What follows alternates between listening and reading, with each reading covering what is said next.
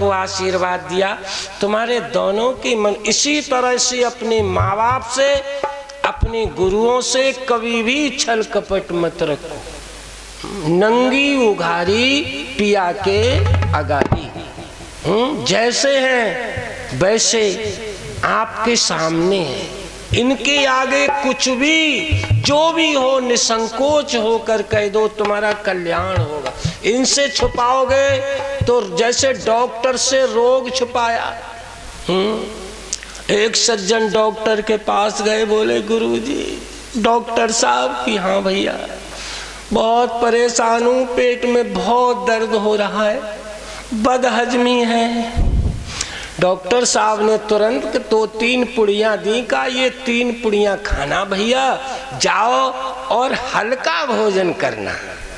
अच्छा ठीक हो जाओगे इन 2-3 पुड़ियों में।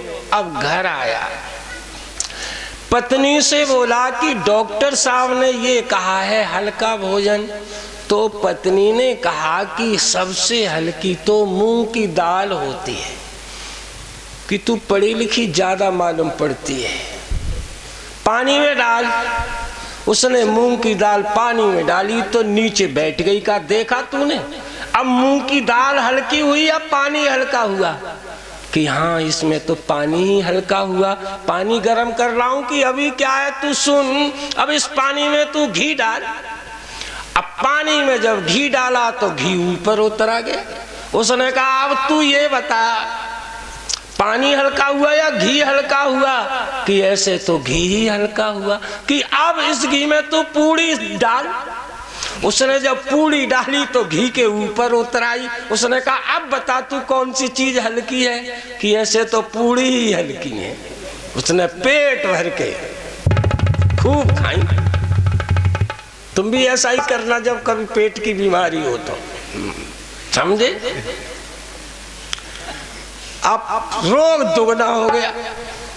डॉक्टर साहब से कहा डॉक्टर साहब जैसे आपने परहेज बताया वैसे ही मैंने किया, हल्की से हल्की चीज खाई है। और आपकी तीनों समय की दवाई की भैया क्या खाया?